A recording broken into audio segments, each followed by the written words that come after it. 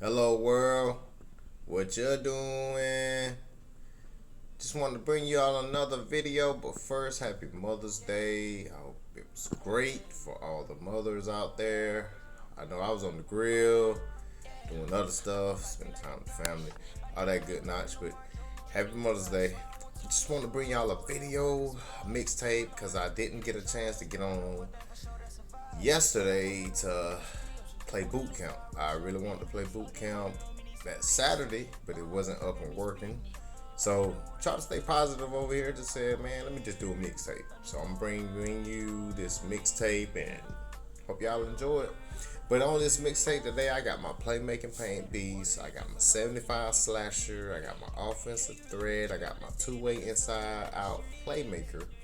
And the thing about my builds is I have a lot of playmaking. A lot of playmaking. With the exception of my slasher. I only got, I think, about 6 playmaking badges. But for my other builds, I have a lot of playmaking, a lot of defense. And the reason why I make those builds that way is to be dominant on the offensive and defensive side.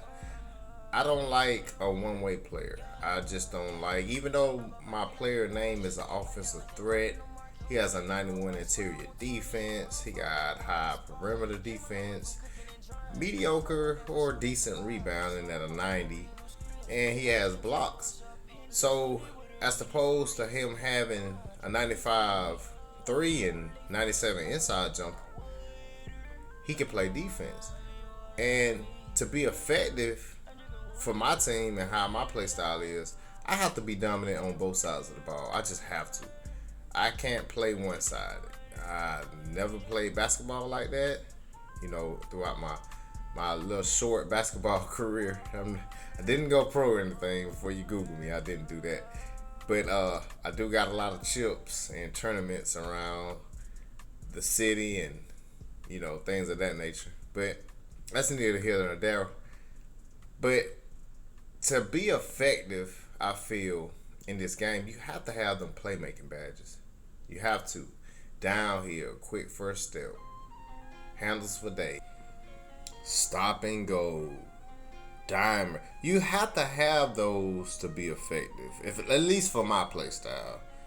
Because to dominate, either on the ISO side or the moving without the ball side, your player has to be at that advantage some kind of way to have that speed to get through traffic, to get around the player, and not having those playmaking badges, man. I see some of these builds and I'm like, man, what are y'all doing?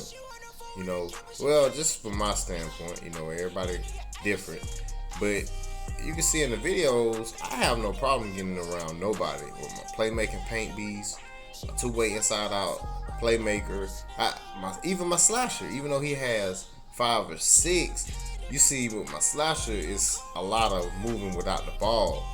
But to have those badges, and especially at Hall of Fame, it gives you that freedom. It gives your player that freedom to just move, and you need that.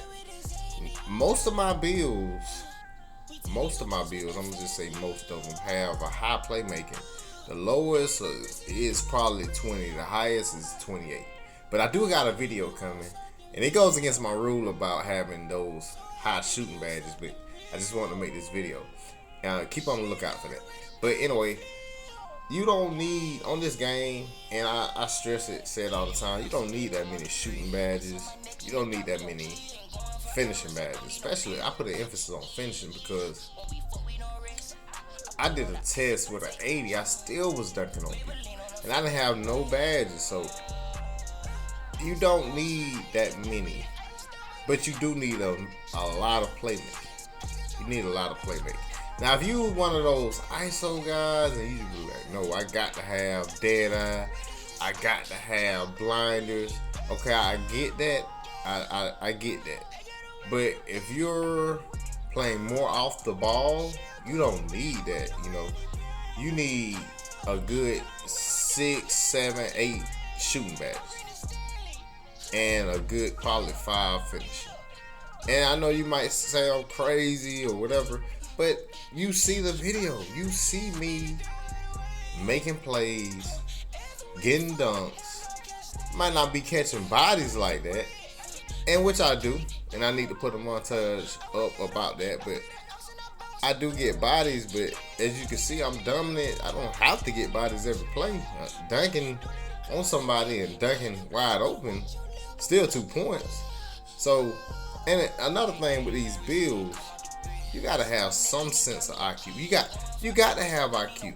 It's just no way around it. I mean, you can run. Yeah, I understand that, but what about when the game's tight? What about when you need to hit this guy because he's been hitting all game?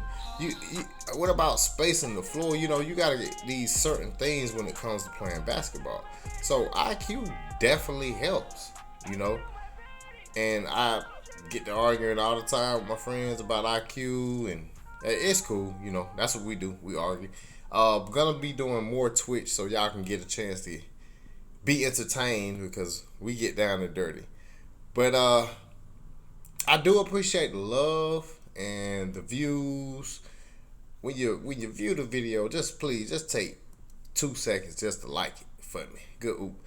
Just take 2 seconds to like it for me. Subscribe, hit that notification. If y'all enjoyed it, tell me what y'all want to see. Y'all want to see more build videos, let me know.